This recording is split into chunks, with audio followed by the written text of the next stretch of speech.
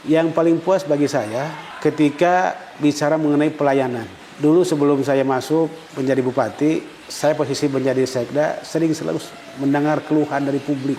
Dari mana? Dari masyarakat terkait dengan pelayanan. Pelayanan di mana? Pelayanan di rumah sakit. Ini menjadi sebuah tantangan bagi saya. Maka kemudian ketika saya menjadi bupati, salah satu yang menjadi program saya adalah bagaimana saya ingin membuat perubahan revolusi pelayanan yang cepat, tepat, dan ramah kepada pasien di rumah sakit. Semua pelayan di rumah sakit dari mulai awal masuk satpam harus ramah, pakaiannya bagaimana, antar di bidang kebersihannya, di rumah, ya toilet segala macam harus bersih. Kemudian orang-orang yang di pelayanan juga harus ramah senyum, antarkan. Mereka dibanggakan seperti tamu, seperti raja. Yakin, walaupun keberhasilan dari treatment kita misalkan tidak maksimal, tapi ketika pelayanannya bagus, maka yakin mereka yang terkesannya ada bagusnya. Majalengka Langkung saya ini diilhami yang hadis yang diriwayatkan oleh Al-Hakim. Barang siapa hari ini lebih baik dari kemarin, maka kita termasuk manusia yang beruntung. Dan barang siapa hari ini sama dengan kemarin, berarti kita manusia yang rugi. Dan barang siapa hari ini lebih jelek dari yang kemarin, maka kita termasuk orang yang tercela. Ini adalah spirit yang ingin saya bawa dan saya ingin bangun dan ingatkan kepada masyarakat. Semangat untuk melakukan perubahan ke arah lebih baik ini adalah, itu sudah hadis Rasulullah. Ya, sebagai insan yang beriman, karena kita sebagai insan, semuanya harus merasa bagian, mengambil bagian untuk melakukan perubahan gitu. Maka yakin kalau sudah ini terlaksana dari semua aspek kehidupan, sesuai dengan tagline Majalengka Langkung saya dari semua kehidupan, dari semua aspek kehidupan, saya yakin Majalengka akan menjadi kabupaten yang lebih maju dan mampu berdaya saing.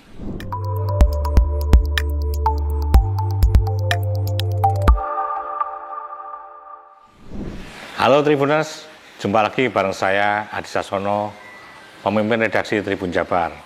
Kali ini saya berada di pendopo Kabupaten Majalengka dan saya sedang ditemani oleh sahabat kami, Pak Bupati Majalengka, Bapak Eman Suherman.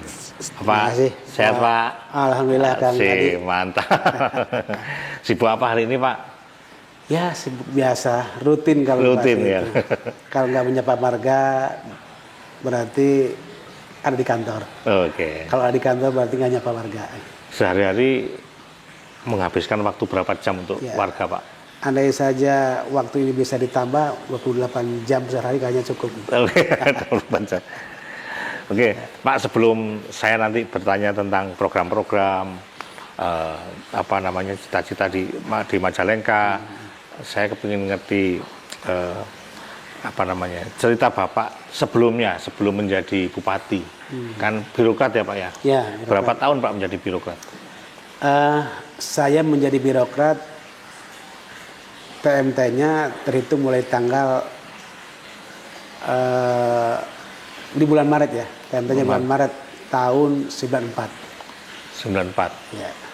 Jadi kurang lebih 30. Ketika kemarin saya ikut kontestasi dan pensiun, mengundurkan diri dari birokrat, 30 tahun 4 bulan. 30 tahun 4 bulan. Nah, sebenarnya ada momen apa Pak ketika Pak Eman kemudian memutuskan, wah saya jadi politisi aja lah, saya nyalon jadi bupati. Itu momen apa Pak? Ingat nggak? Ya sebenarnya bukan momen ya, mungkin hanya berjalan secara alamiah saja. Oh gitu. Kenapa saya katakan secara alamiah? Saya terakhir di birokrat di jabatan sekda. Sekda.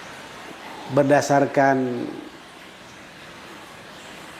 data bahwa saya berhenti jadi sekda itu tahun 2025 karena sudah 4 tahun ketika saya didorong oleh teman-teman untuk ikut kontestasi. Ya, jadi mengingat saya tinggal 1 tahun lagi dari jabatan sekda, karena tahun 25 habis, karena ada sebuah pertanyaan dari teman-teman, kalau besok sudah selesai jabatan jadi sekda, ini mau apa?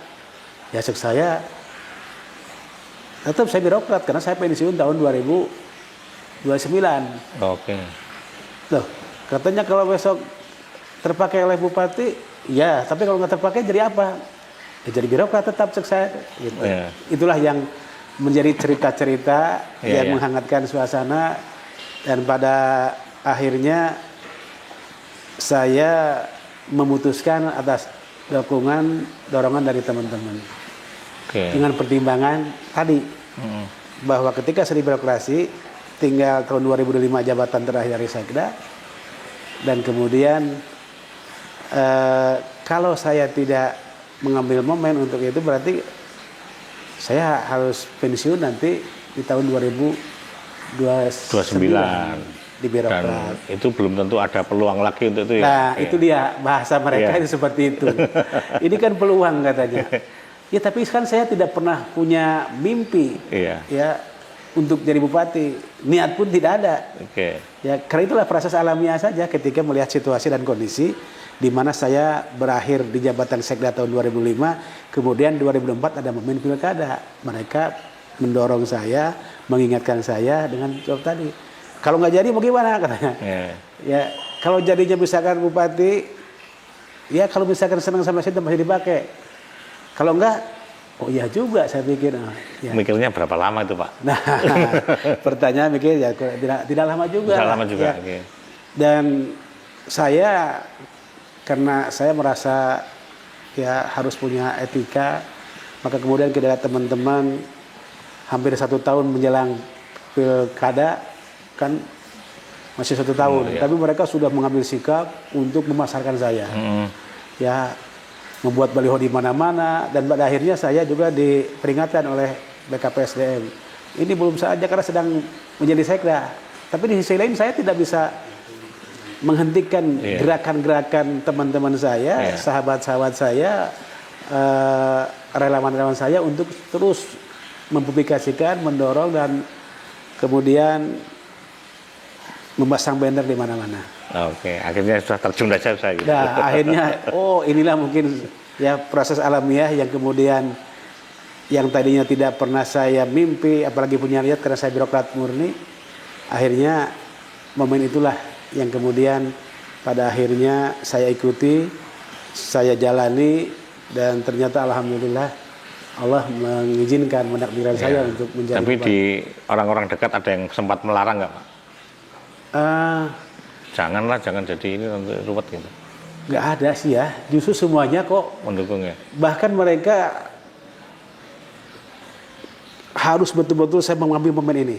Ibaratnya ini kalau mereka ada bahasa gini, ini lagi jeruk ini sedang manis katanya. Iya, iya. Kalau jeruk sedang manis itu dijual pasti laku dijual. Iya. Kalau besok-besok tidak memanfaatkan momentum ini, jeruk itu udah pahit, nggak mungkin ada yang beli. Nah, Iya, itu. oke. Mereka mengibaratkan seperti itu, Iya, Kang. iya, Adi, iya, ya. iya. Jadi saya pikir, aduh, kok iya juga ini teman-teman kok begitu semangatnya gitu ya. Iya. Yang tidak habis pikir itu kenapa kok muncul tiba-tiba ke saya gitu. Padahal saya kan tadi secara pribadi saya tidak pernah bermimpi, apalagi punya niat untuk mencalonkan itu. Karena pangkat tertinggi jabatan Sekda saja bagi saya udah luar biasa, alhamdulillah gitu. Tapi ketika publik, teman-teman relawan melihat ini momen, saya berakhir tahun 2025, kemudian ini ada momen 2024, kenapa katanya enggak? Nah itulah. Oke. Pak, dan kan pelantikan Februari ya Pak? Ya tanggal 20. Nah, sekarang kan menjelang 6 bulan persis ya. Sekarang mungkin kurang 9 hari lagi kan pas 6 bulan. Nah, selama 6 bulan ini program unggulan apa yang mendapat perhatian Bapak sangat, kalau mungkin ada 5 atau 10 program, mana yang program yang paling mendapat perhatian Bapak? Ya, di 100 hari kerja saya mencoba merancang sebuah program, ya kurang lebih ada 27 program, Pak. Ya, 27 program, walaupun sesungguhnya ini kan ada sebuah tradisi kebiasaan saja. Ya, Kan tidak ada, hari, tidak ada regulasi yang mengatur bahwa 100 hari kerja harus punya program ini, enggak. Tapi bagi saya ini adalah kesempatan emas, ya, untuk meyakinkan, memantapkan, sekaligus membuat komitmen. Bagaimana saya membuat peta jalan di 100 hari kerja ini. Karena dengan membuat peta jalan, merancang, kita akan memudahkan ke depan untuk menyaksanakan, mengimplementasikan visi misi saja, di mana visi misi kami ingin Majalengka yang langkung sae. Ada beberapa program yang dari 100 hari kerja ini, setelah 100 hari kerja ada yang selesai, ada juga yang harus ditindaklanjuti. Iya. Yang paling puas bagi saya ketika bicara mengenai pelayanan. Dulu sebelum saya masuk menjadi bupati, saya posisi menjadi sekda, selalu mendengar keluhan dari publik. Dari mana? Dari masyarakat terkait dengan pelayanan. Pelayanan di mana? Pelayanan di rumah sakit. Bahkan menjustis bahwa rumah sakit Majalengka, Cideres, wah pelayanannya kurang baik, pelayanan kurang bagus, lambat, dan segala macam disebut. Ya. Ini menjadi sebuah tantangan bagi saya. Maka kemudian ketika saya menjadi bupati, salah satu yang menjadi program saya adalah bagaimana saya ingin membuat perubahan revolusi pelayanan yang cepat, tepat, dan ramah kepada pasien di rumah sakit, sehingga masyarakat merasa terlayani dengan bagus, kemudian merasa puas, dan akhirnya memberikan penilaian justice terhadap rumah sakit ini lebih baik lagi. Oke. Walaupun dari sisi administrasi, mohon maaf, pun saya potong, bahwa rumah sakit Majalengka, Cideres itu kan sudah mendapat akreditasi, bahkan bintangnya bintang 5, paripurna. Tapi ternyata dari sisi penilaian publik, ya ini kok tidak nyambung. Makanya inilah harus saya buka, harus saya bedah. Ternyata ketika bicara masalah pelayanan kan tidak lepas daripada posisi ASN. Bagaimana ada ASN itu harus profesional. Profesional itu paling tidak ada berapa? 3. Satu, ya agar kita profesional di dalam menjalankan tugas sebagai ASN, sebagai pegawai di rumah sakit, ya harus kuasai ilmunya. Ilmu saja tidak cukup, tapi harus ditunjang dengan skillnya. Ilmu dan skill saja tidak cukup, tapi harus dikuasai dengan attitude-nya. Salah satu yang menjadi persoalan, karena dari soal ini kan pelayanan administrasi kan paripurna. Tapi kok masyarakat masih, ternyata saya attitude itu kan. Pak, ada nggak yang diingat keluhan masyarakat apa yang paling Bapak ingat tentang attitude? Satu judes. Satu judes. Itu sakit, itu yang sering diterontarkan. Tidak ramah, itu jamah judes itu. Makanya saya sampaikan, saya kumpulkan semua ya birokrat dari mulai direktur sampai ini. Saya hanya membuat sebuah narasi. Ya. Coba, saya bukan tidak percaya bahwa rumah sakit ini sudah paripurna akreditasinya. Hebat. Ya, administrasinya luar biasa, terbukti ini diakui. Namun ada sisi hal yang harus dilupakan, yang harus kita benahi untuk direvolusi. Ada perubahan total dari aspek attitude. Saya buat narasi begini. Pak dokter, Bu dokter, teman-teman para perawat, orang datang ke rumah sakit, datang ke puskesmas itu, ya. Contoh saya, ketika saya mengantarkan orang tua saya ke rumah sakit, katakanlah, saya itu membawa segudang persoalan ke rumah sakit itu.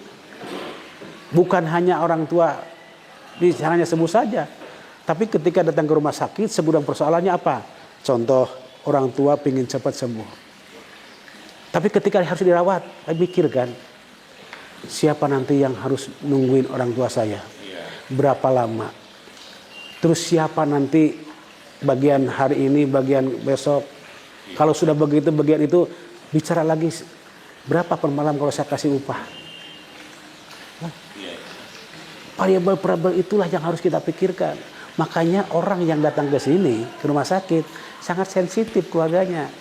Ketika bertanya saja kepada kita resepsionis, ditanya, Bu, mau daftar, Anda jawab dengan cara nunduk, sakit hati itu.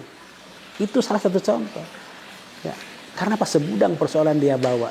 Makanya saya ingin, ini dari faktor attitude, coba dirubah.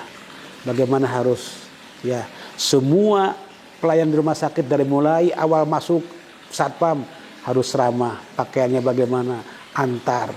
Di bidang kebersihannya, ya, toilet segala macam harus bersih.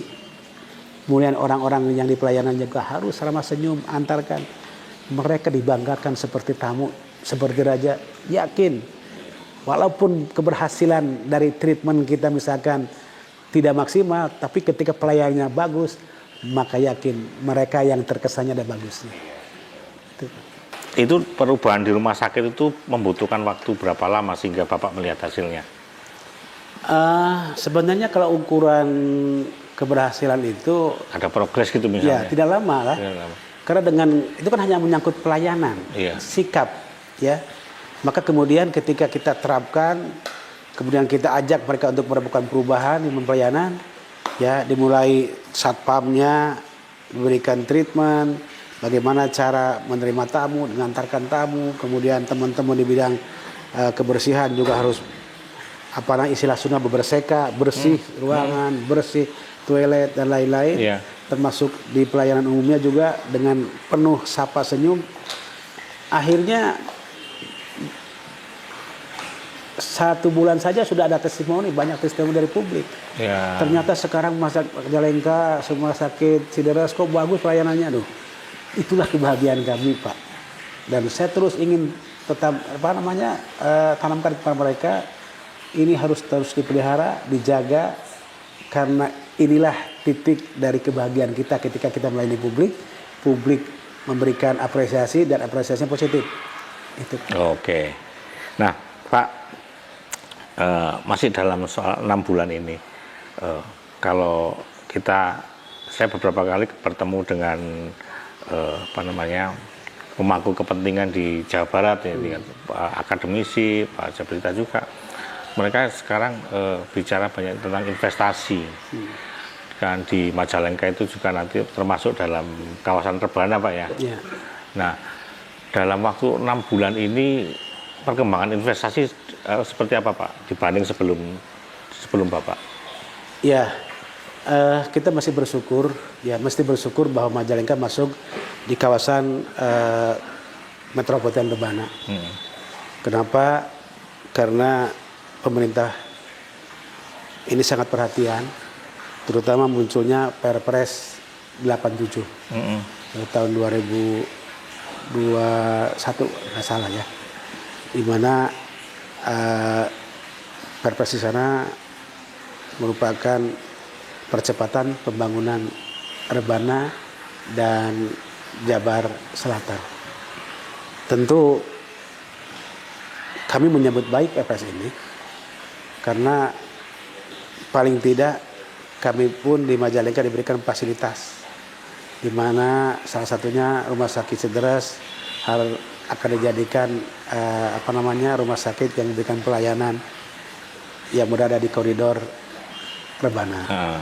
Kemudian tak terasa juga dengan melihat perkembangan Majalengka yang begitu signifikan, ya dekat dengan Patimban karena kita dekat dengan masuk di metropolitan Rebana. Ini investasi yang kami rasakan yang masuk dari target 3,3 triliun. 3,3 triliun. Ya, hari ini dari mulai 1 Januari sampai 6 bulan ini udah 1,62 triliun sudah masuk. Oke, berarti sudah 50%. 50% lebih. Itu target untuk 5 tahun atau 1 tahun? 1 tahun. 1 tahun ya. Target 1 tahun ini 3,3 triliun. 3,3. Nah, sekarang 1 Januari sampai ke bulan sekarang ini sudah 1,62 triliun. Itu terbanyak investasi domestik Indonesia lokal sini atau asing, Pak? Campur. Ya, ada PMA dan juga PMDN. Dan Majalengka hari ini memang begitu menarik mungkin. Orang lain sering menggambarkan bahwa Majalengka itu seperti gadis manis ya. Gadis manis. Karena apa? Salah satu yang menyebabkan kenapa begitu banyak investor yang mau masuk ke Majalengka, salah satunya ditandai bahwa Majalengka ini kan ada program nasional, ada program strategis nasional, ada BIJB. Ya, walaupun BIJB dalam hari ini belum maksimal operasionalnya. Yang kedua, Majalengka jarang, ya Majalengka dilalui 2 jalan tol. Jarang satu kabupaten dilalui 2 jalur jalan tol. Mana?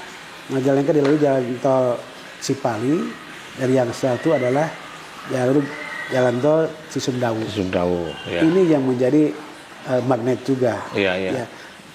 jarak dari Jakarta ke Majalengka kalau hitungan jam 2,5 jam maksimal lama itu 2 jam nyampe Pak. Kemudian dari Majalengka ke Bandung setengah jam, ya maksimal 1 jam lah. Tapi kalau hitung kami dari Kertajati sampai ke Cibiru setengah jam. Setengah jam. Ini yang menjadi banyaknya animo investor masuk ke Majalengka dan kemudian ingin investasi di Majalengka. Dan yang tak kalah penting juga bagi investor, terutama yang investasi yang bergerak di bidang padat karya seperti garmen, pasti siapapun kan akan melihat UMK-nya. UMK di Majalengka ini ya bukan berarti harga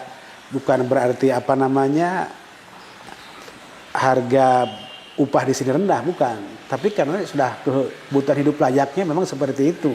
Di kita baru 2.400.000. Sementara kalau misalkan Subang hanya dibatasi dengan Majalengka itu hanya dengan saluran air, dengan Sumedang juga hanya dibatasi dengan saluran air, bedanya 1,5 juta. Itu yang menjadi kompetitif. Kompetitif dan menjadi faktor kenapa menjadi daya tarik Majalengka seperti itu. Kalau dari PMA terbanyak dari mana Pak? Terbesar? Cina ya. Cina Pak. Cina itu industri apa nantinya? Campur ya. Iya. Ada garmen, ada juga di sepatu. Itu padat karya juga itu ya? Padat karya itu ya? Kalau padat karya juga rata-rata padat karya. Kalau di PMDN di sektor apa Pak? PMDN paling hotel lah. Hotel, oke. Kemudian hanya industri-industri makanan. Gitu. Ya. Itu yang PMDN seperti itu. Nah Pak, kembali ke soal kawasan Rebana tadi. Ya. Apa yang sudah dilakukan Pemkab untuk mendukung terwujudnya kawasan industri ini Pak? Membangun infrastruktur atau apa gitu? Ya, alhamdulillah Majalengka itu mendapatkan kepercayaan dari Kementerian ATR, di mana salah satunya kita diberikan bantuan untuk penyusun RDTR. Ya, dari mulai BIJB ke Olah Utara, ya Kertajati, kemudian Jatijujuh kurang lebih 374 hektar itu sudah ditetapkan menjadi kawasan industri. 374 hektar ya. Ya, kemudian ada lagi kawasan industri yang ada di sebelah selatan, BIJB. Ya. Ini ada namanya KIM, kawasan industri Majalengka. Ya. Itu kurang lebih 400 hektar. Tambah lagi sekarang dari ATR BPN bantuan kurang lebih 10.000 hektar dari Kertajati ke Dauan dan juga Kadipaten. Ya. Ini membuktikan bahwa pemerintah pusat dan juga kami berkomitmen bagaimana Kabupaten Majalengka yang memiliki luas tanah 1.300 km persegi ini ya betul-betul terjamin ruangnya, aman ruangnya, dan peruntukannya sesuai dengan yang kita harapkan bersama. Jadi intinya sebenarnya sudah disediakan lahan-lahan khusus untuk keperluan industri. Iya. Itu mengganggu pertanian nggak Pak? Ini. Ya tentu dari luas tadi 1,3 ribu kilometer ya lebih Mas, mohon maaf ya. Kalau yang dulu kan 1.204 ya, kalau sekarang setelah dilakukan penalaman kembali ternyata ada rubah kita ya, ada kenaikan. Tapi ini belum, masih tetap kalau BPS masih 1.200 sekian. Nah, dari angka ini Kementerian ATR BPN sudah menjadikan di Majalengka kurang lebih lahan sawah yang dilindunginya adalah 54.000 hektar. 54.000 hektar. Ya. Ini untuk menjadi lahan sosial, lahan sawah yang dilindungi. Dan kemudian kami punya perda, ya, bahwa untuk memenuhi kecukupan pangan, ya ternyata kita cukup di angka 34.000, ya 34.000 Cukup untuk memenuhi hektar. kebutuhan pangan warga Majalengka. Majalengka itu perhitungannya, makanya ini yang disebut dengan LV2B, lahan pertanian berkelanjutan. Ya, ternyata cukup. Dan kemudian kenapa ATR BPN memasang tadi untuk LSD-nya 54.000? Karena ingin Majalengka tetap menjadi kawasan yang bisa memberikan penguatan untuk munculnya ketahanan pangan, ya, di Majalengka. Sebagaimana hari ini juga yang dilaksanakan sebagai daerah penyangga seperti Karawang menjadi sumber pangan, Majalengka Indramayu juga sumber pangan. Dan itu strategis buat Jawa Barat termasuk Majalengka. Jadi kabupaten kami ini strategis dalam rangka mewujudkan ketahanan pangan di Jawa Barat dan di Indonesia. Oke. Nah, sekarang soal BIJB, Pak. Ya. BIJB kan ya kita tahulah bahwa memang belum maksimal ya, belum seperti yang kita harapkan semua. Sehingga Pak Farhan di Bandung sana minta dibuka ya, memang urusannya mungkin lain, tapi jadi semacam jadi polemik, jadi rame gitu. Nah, kalau menurut Pak Eman, apa nih yang kurang, yang perlu dikembangkan dari BIJB ini Pak, sehingga bisa maksimal? Ya, Kang Adi, terima kasih. Hari ini bukan hanya masyarakat Jawa Barat yang membicarakan masalah BIJB. Ya, kenapa BIJB tidak maksimal, belum maksimal? Ya, kami pun di Majalengka merasa gundah lah. Ya, sudah terbangun kawasan BIJB yang menjadi Bandara Internasional Jawa Barat yang terluas kedua setelah Suta, tapi operasionalnya sampai sekarang belum maksimal. Ya, tentu ini pun menjadi sebuah perhatian kami. Ya, walaupun dari sisi kewenangan bahwa Kabupaten Majalengka ini hanya ketempatan aja. Karena yang memiliki BIJB itu adalah pemerintah Provinsi Jawa Barat. Ya, dalam kondisi yang serba kurang ini, ya kurang maksimal maksud saya. Maka kemudian kemarin saya sudah minta sama Pak Gubernur, dan alhamdulillah Pak Gubernur sudah respon. Ya, salah satunya bahwa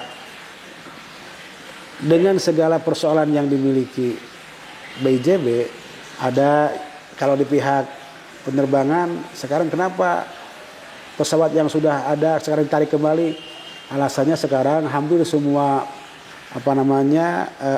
airline tidak punya pesawatnya kurang. Akhirnya dari sini diambil ke sana. Itu mereka yang seperti itu nyampe kemana. Ya, tapi paling tidak saya mencoba ya menarik sebuah kesimpulan bagaimana caranya BIJB bisa ramai. Ya, walaupun tadi berbagai macam alasan pesawat susah, demandnya kurang, segala macam. Ya. Namun demikian, saya minta kepada Pak Gubernur pada saat setelah beliau berkunjung ke Majalengka, saya sampaikan, Pak Gubernur coba lihat seperti ini, bandara luar biasa, megahnya. Ya, kalau tidak maksimal, 2,6 triliun itu kan angka yang bukan kecil. Ya, terus gimana? Saya berharap ada program yang dipaksakan di bandara ini. Program dari pemerintah terutama. Apa itu? Ya, kalau penerbangan haji kan sudah biasa. Yang belum ini, yang justru yang meramaikan itu adalah penerbangan umroh, Pak. Kalau saja umroh sudah diberangkatkan di Majalengka, saya yakin akan mengikuti penerbangan yang lain atau domestik yang lain, Pak. Alhamdulillah Pak Gubernur langsung respon, ya bahkan beliau juga ingin meramaikan di sekitar bandara, bertanya juga kepada saya, ya kita bangun katanya asrama haji. Asrama haji kan adanya di sana. Indramayu. Indramayu belum maksimal, ya kita harus bangun biar dekat dengan bandara. Itu nanti yang membangun Pemprov Jabar atau Pemprov Jabar ya? Ya. bahkan meminta kepada saya, Pak Bupati bilang sama Pak Sekda Provinsi agar Pak Sekda menganggarkan untuk DED-nya, ya, dibuatkan DED-nya nanti kita bangun katanya. Beliau bilang sampai 200 miliaran. Tapi beliau minta jangan ada di luar, maksudnya jangan ada di luar bandara, tapi ada di lingkungan bandara. Nanya ke sama Direktur BIJB, salah satu Direktur BIJB yang ikut di sana, kemudian beliau menyampaikan ada tanah, ya ada spare tanah yang dulu direncanakan untuk pembangunan hotel bintang 5. Ya, beliau sampaikan udah di situ aja. Nah, mudah-mudahan Kang Adi ini dengan cerita-cerita seperti ini, ya dengan kemarin diskusi dengan Pak Gubernur seperti itu, mudah-mudahan ini BIJB yang tadinya sepi dengan adanya penerbangan umroh didukung nanti dengan ada asrama haji, ini BIJB bisa ramai kembali. Dan kemudian saya pun dapat info tambahan dari Pak Gubernur ketika Pak Menteri Agama main ke tempatnya Pak Gubernur, Pak Menteri Agama sepakat juga setuju kalau umroh berangkat juga dari BIJB, tapi umrohnya yang wilayah Jawa Barat. Karena apa? Setiap umroh tiap tahun itu, ya ini rata-rata 20% ini berangkat dari Jawa Barat. Kalau saja berangkatnya dari Majalengka, dari BIJB sakit. Iya, pendapatannya masuk. Itu untuk di sisi dalam bandara. Kalau kami kan di luar, tapi hanya bisa mempost kemudian permohonan kepada Pak Gubernur. Di sisi luar, saya punya kewajiban juga bagaimana agar bandara ramai. Caranya apa? Ya, orang menggunakan pesawat itu setidaknya ya ada 4 tujuan. Apakah dia mau urusan dinas, urusan bisnis, urusan keluarga, atau wisata. Ya. Bandung salah satunya ramai itu kan bukan hanya urusan bisnis dan tapi urusan keluarga. Ketika apa? Ketika banyak perguruan tinggi. Oh iya, betul. Ya. Wisuda misalnya. Ya, wisuda, ada nengok anak. Makanya saya alhamdulillah sekarang sudah ada perguruan tinggi, ya. Perguruan tinggi yang masuk dari Polman. Dari sini juga sudah ada mulai Universitas Nangkasi. Ini mudah-mudahan banyak yang kuliah dari luar, terutama luar Jawa yang bisa ke Majalengka. Itu. Yang kemudian yang kedua, kami pun harus tadi kalau masyarakat ingin menciptakan ingin menggunakan pesawat itu ada tujuan yang kedua ada terkait dengan wisata. Saya dorong Pak, luaran Majalengka ini bagaimana menata kawasan wisata, termasuk wisata buatan. Di sebelah bandara ya kami kerjasama dengan FAW ya untuk membangun Umroh Park. Nanti akan dibangun miniatur Masjidil Haram, persis ya Masjidil Haram ya. Ini akan menyuguhkan wisata religi. Karena dengan datang ke sana udah seperti Masjidil Haram. Dipakai untuk apa? Nanti untuk wisata religi, untuk mungkin nanti bisa saja untuk persiapan haji, ya, mengadakan kegiatan-kegiatan manasik dan lain-lain. Saya yakin dengan cara itu, ya, dari sisi luar kami ikut berpartisipasi meramaikan, maka kemungkinan, ya, saya lagi kemungkinan besar pasti BIJB akan ikut ramai. Oh, ya, Pak. Dalam bayangan Pak Eman, kira-kira 10 tahun lagi, 25 tahun lagi itu Majalengka itu akan seperti apa, Pak? Kalau yang dari bayangan cita-cita Pak Eman itu. Ya, saya ketika menjadi calon bupati, kita membuat visi ya, ingin mewujudkan Majalengka yang langkung saya.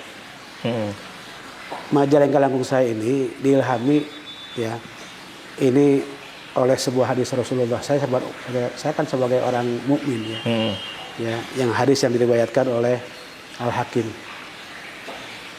Barang siapa hari ini lebih baik dari kemarin maka kita termasuk manusia yang beruntung.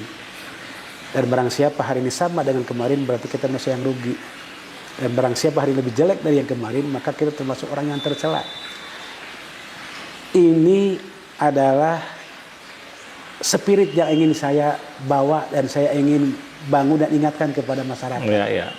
Ya. Semangat untuk melakukan perubahan ke arah lebih baik ini adalah itu sudah hadis Rasulullah. Ya, sebagai insan yang beriman, karena kita sebagai insan, ya semuanya harus merasa bagian, mengambil bagian untuk melakukan perubahan gitu loh. Visi saya hanya sebagai pengingat sebenarnya, tapi sekaligus juga untuk membawa bersama-sama agar kita mewujudkan juga bersama-sama. Saya yakin kalau ini dilaksanakan, kami dari si pemerintah mengajak seluruh masyarakat untuk berubah ke arah yang lebih baik. Kemudian di sisi lain, ya infrastruktur yang tadinya juga contoh misalkan kondisinya kalau jalan belum mantap, kita mantapkan. Dulu hanya 85%, sekarang bagaimana bisa 95% atau 100%. Ya. Semua kita suguhi ya dengan sebuah hasil kinerja yang lebih baik. Maka yakin kalau sudah ini terlaksana dari semua aspek kehidupan, sesuai dengan tagline Majalengka Langkung Saya dari semua kehidupan, dari semua aspek kehidupan, saya yakin Majalengka akan menjadi kabupaten yang lebih maju dan mampu berdaya saing. Oke, ini terakhir Pak. Mungkin Pak Eman punya sesuatu yang mau disampaikan kepada warga Majalengka. Monggo Pak, silakan Pak. Ya, tentu Pak Adi, tadi saya katakan kami punya cita-cita, kami punya visi ingin mengajak masyarakat Majalengka bareng-bareng untuk merubah diri agar kita bisa melakukan perubahan dari semua aspek kehidupan itu Langkung Saya. Tentunya itu akan bisa terjadi, bisa terlaksana manakala kita terus membangun sebuah kebersamaan. Ya. Kalau bicara pembangunan, ya, bagaimana kita membangun sebuah gotong royong, guyub, sabilulungan. Karena ini adalah modal utama dalam kita melaksanakan pembangunan. Apalah artinya saya sebagai bupati dengan visi Majalengka Langkung Saya kalau tidak mendapat dukungan dari semua pihak. Tentunya keberhasilan pembangunan tidak lepas dari adanya konsep pentahelik, dukungan dari semua pihak, dari dunia usaha, dari masyarakat, dari perguruan tinggi, dari insan pers, semuanya sepakat dan berkomitmen untuk mewujudkan Majalengka Langkung Saya. Maka saya yakin Majalengka hitungan tidak mencapai 5 tahun bisa berubah. Oke, mantap. Ya, ke arah yang lebih baik. Itu Kang Ade. Oke, terima kasih Pak Eman atas bincang-bincangnya. Semoga ini menjadi inspirasi gitu ya. Amin. Menjadi catatan bahwa kalau kita nanti mungkin 5 tahun lagi orang yang jauh-jauh sana sekarang datang ke Majalengka, terus 5 tahun lagi datang ke Majalengka lagi ke sini, harus ada perubahan. Perubahannya jauh lebih baik. Gitu. Amin. Begitu Tribuners bincang-bincang kami dengan Bupati Majalengka Pak Eman Suherman. Semoga ini menjadi pengingat dan menjadi inspirasi bagi kita semua bagaimana membangun Majalengka yang sudah dikelilingi oleh infrastruktur yang baik. Ada jalan tol, BIJB dan lain-lain. Semoga ini akan menjadi sesuatu yang kita semua bisa rasakan kebaikannya. Terima kasih. Kita akan jumpa lagi dalam wawancara khusus, tentu saja dengan tokoh yang juga tidak kalah inspiratif. Terima kasih. Salam. Assalamualaikum.